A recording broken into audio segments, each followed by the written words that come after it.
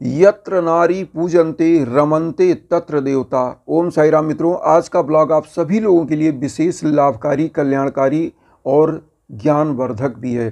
खासकर उन माताओं बहनों के लिए आज का ब्लॉग हम लेकर के आए हैं जिनके घर में एक एक पाई का जुगाड़ हो पाना बड़ा मुश्किल से होता है, या परिवार संघर्ष में है, युवा बच्चे हैं, बिजनेस है, पति अगर नौकरी कर रहे हैं तो उनको सफलताएं, न प्रमोशन हो रहा है, न बच्चे सफल हो रहे हैं, न पैसा आगमन हो रहा है, न बिजनेस सफल हो रहा है।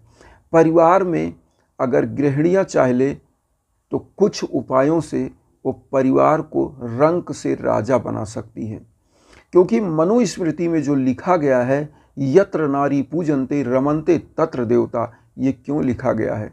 क्योंकि ऐसी मान्यता है कि आदि अनादि काल से हमारी स्त्रियां हमारी इस सभ्यता की वाहक रही हैं। आज जितने भी पुरुष इस धरा पे हैं वो एक माँ के गर्भ से ही पैदा हुए हैं। तो जब हमारी माँ जो है वो क्या होती है, वो एक प्रथम पाठशाला होती है। और जो हमारी माताएं बहनें होती हैं उनका अगर धर्म को देखा जाए तो धर्म को आगे बढ़ाने वाली, वीर पुरुष पैदा करने वाली हमारी माताएं होती हैं। और अगर यही माताएं बहनें धर्म को, जो घर में है हमारे पूजा पाठ का जो विधि है, उसको धर्मपरायण होकर कार्य करें तो निश्चित ऐसे घर में कुबेर का खजाना खुल जाता है। क्योंकि बहुत सारे आप घरों में देखे होंगे महिलाओं का दिनचर्या, हम बता दें इस भौतिकतावादी युग में, कि महिलाएं फटाफट बाथरूम में गई, जल्दी जल्दी नहाया, जल्दी जल्दी कपड़े, बाल से पानी टपक रहे हैं, पूजा की थाली लेके भगवान के सामने पहुंच गई।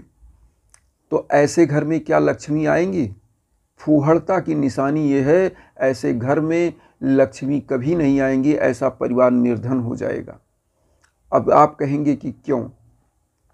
मैं बता दूं, हमारे यहाँ जो एक सभ्यता है, संस्कृति है, पुरातन समय से लेकर आज तक, ये है कि हमारे घर की गृहिणियाँ जब पूजा कक्ष में जाएं, आपने देखा होगा गुरुद्वारे में जब आदमी जाता है या पुरुष महिला जाती है तो उसका सर ढका दिया जाता है। कहीं भी जो मजार है वहाँ भी लोग जाते हैं, दरगाह में जाते हैं, वहाँ भी ढका दिया जाता है। इसका मतलब आपने समझा कि भले आप पुरुष हैं, आप एक संस्कार के रूप में, क्योंकि जब ब्रह्म तत्व का ज्ञान आपको प्राप्त होता है, किसी पहुँचे हुए पीर फकीर संत महात्मा का दर्शन करने जाते हैं तो सर ढका होना चाहिए, स्त्रियों का, पुरुषों का, और स्त्रियों का तो खास कर से। क्यों? क्योंकि स्त्रियां हमारे परिवार की रक्षिणी होती हैं, जननी होती हैं, और उनका ढका रहना इसलिए जरूरी है कि जब ब्रह्म तत्व का प्रवेश आपके आज्ञा चक्र यहाँ होता है तो होता क्या है कि जब सर खुला है तो वो बाहर निकल जाता है ब्रह्मांड में। इसीलिए सर ढक करके और सभ्यता संस्कार के साथ पूजा करने जाना चाहिए। अब यहाँ पर मैं बता दूं कि जब भी स्त्रियां पूजा करने जाएं तो अपना श्रृंगार करके ही जाएं, और प्लस सर पर अगर वो साड़ी पहनती हैं तो उसको पल्लू को आंचल बनाएं। अगर वो सलवार समीज पहनी थी तो अपने दुपट्टे को वो अपना एक आंचल बना के सर ढक कर जाएं। तो उससे क्या होता है कि परम पिता परमेश्वर ये सोचते हैं कि हमारे सम्मुख जो गृहिणी खड़ी है, आदरणीय है और संस्कारी है और सभ्यतावान है। तो वहाँ पर होता क्या है कि आपके घर में कुबेर भी प्रसन्न होकर पधारते हैं और परिवार रंक से राजा बन के, और ऐसा ही जीवन इस धरती पर जिएगा आपका पूरा परिवार। कि साईं बाबा की जो पूजा हम लोग करते हैं या किसी भी देवता की, तो पूजा किस प्रकार से होनी चाहिए कि उसका हमको पूर्ण फल मिले। हमारे घर के जो युवा बच्चे हैं या हमारे घर का जो बिजनेस है, हमारे घर परिवार के लोग जो नौकरी कर रहे हैं, उसमें प्रमोशन, बच्चों की सफलता, बिजनेस को आगे ले जाना। इसलिए ये ज़रूरी है समझना कि साईं बाबा का 16वां और 17 नंबर का चैप्टर अगर आप साईं सच्चरित्र का पढ़ेंगे, जहाँ पर बाबा को एक व्यापारी आकर बोलते हैं जो धनाढ़ थे। उन्होंने कहा कि मुझे तो अब ब्रह्म ज्ञान चाहिए, क्योंकि उनके पास नौकर नौकरानी दासियां सब कुछ भरपूर थे, धन द्रव्य बहुत था प्रचुर मात्रा में, लेकिन वो केवल ब्रह्म ज्ञान के लिए बाबा के पास आए और बाबा ने एक नाटक रचा। आप लोगों को 1 मिनट में लूँगा, समझ लीजिए, फिर पूरी विधि बता रहा हूँ। तो बाबा ने एक नाटक रचा।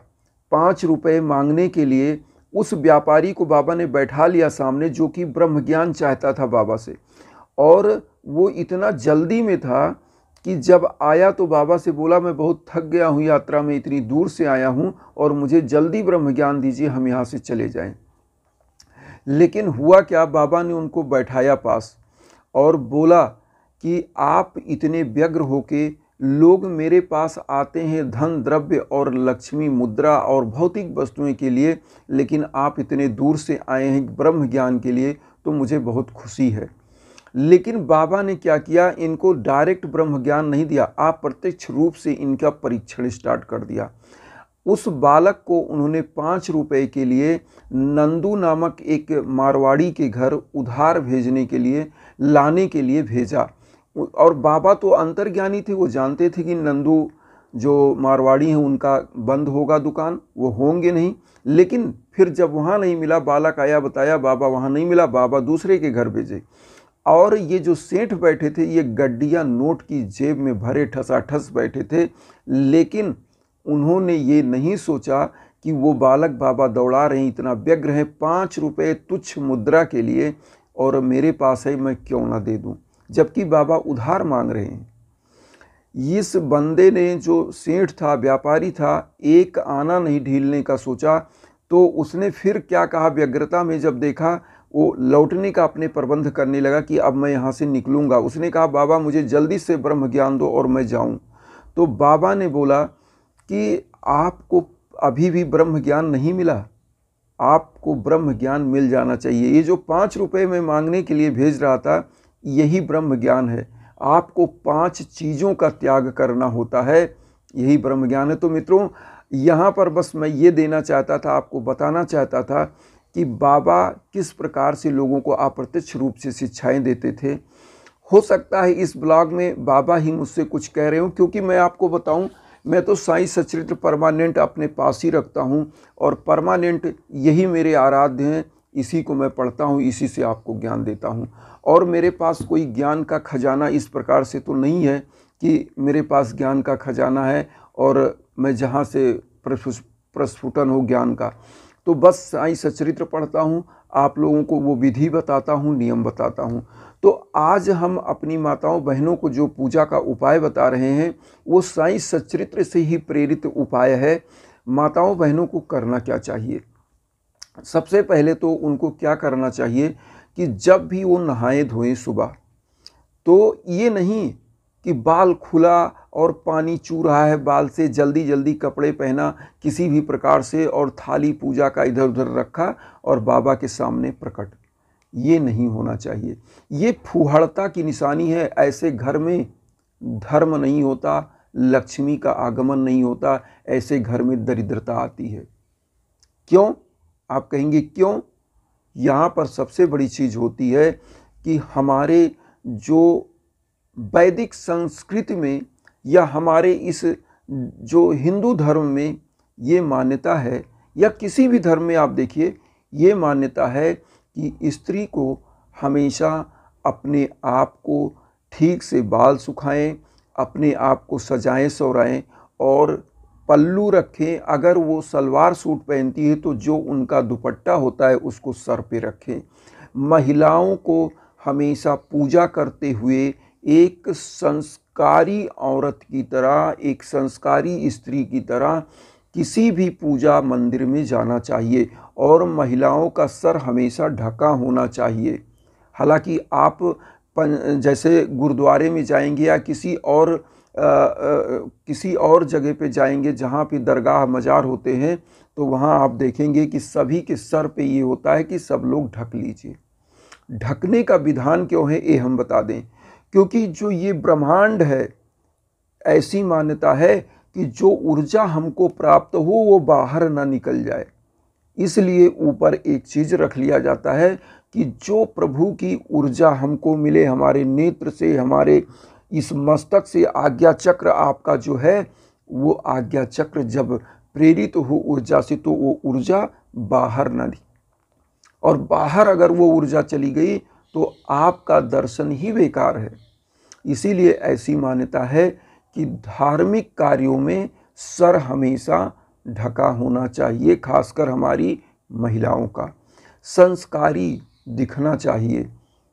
और जब भी 2-3 चीज़ें आप जान लीजिए, जब भी महिलाएं पूजा करें या कोई भी चीज़ करें तो अपने आप को हमेशा श्रृंगारिक रूप से, हम ये नहीं कहते 16 श्रृंगार अगर करके करें, ऐसी मान्यता है कि शिव भगवान की पूजा में या किसी भी भगवान की पूजा में आप देखिए कि ऐसा लिखा गया है कि 16 श्रृंगार करके जब आप प्रभु के सामने जाते हो तो प्रभु भी आप को समझ जाते हैं कोई संस्कारी धर्मपरायण महिला हमारे सम्मुख है, और ऐसी महिला को वो वर प्रदान करने के लिए तत्पर होते हैं। तो यहाँ पर सबसे बड़ी चीज़ ये होती है कि हमारे घर की जो गृहिणियाँ हैं उनको संस्कारी रूप में प्रस्तुत होना चाहिए। और 2-3 चीज़ आप ध्यान रखिए, धन लक्ष्मी आपके घर में हमेशा रहेंगी। दीपक अगर आप बुझा रही हैं, कोई दिया बुझा रही हैं, तो हाथ से या फूंक मार के कभी मत बुझाइएगा, क्योंकि ऐसी मान्यता है जो गृहिणी इस प्रकार से बुझाती है उसके घर से लक्ष्मी सदा सदा के लिए चली जाती हैं। इसलिए करना क्या चाहिए, अपनी आंचल से लक्ष्मी को, दिया को बुझाना चाहिए, या अगर आप दुपट्टा रखी हैं तो उससे बुझाना चाहिए। हवा कर दीजिए, बुझ जाएगा, लेकिन फूंक मार के हाथ से कभी नहीं बुझाना चाहिए। ये जानने की ज़रूरत है, छोटी छोटी चीज़ें आपका जीवन उच्चता की तरफ ले जाती हैं। तो मेरा उद्देश्य भी यही है कि हम वसुधैव कुटुंबकम की जो भावना लेकर चल रहे हैं उसमें आपका सहयोग, आपका आशीर्वाद नितांत आवश्यक है। चैनल को सब्सक्राइब करिएगा, उन साईं भक्तों तक इस वीडियो को ज़रूर शेयर करिए जो किन्हीं कारणों से कष्ट में हैं, दुख में। इसी के साथ ओम साईं राम।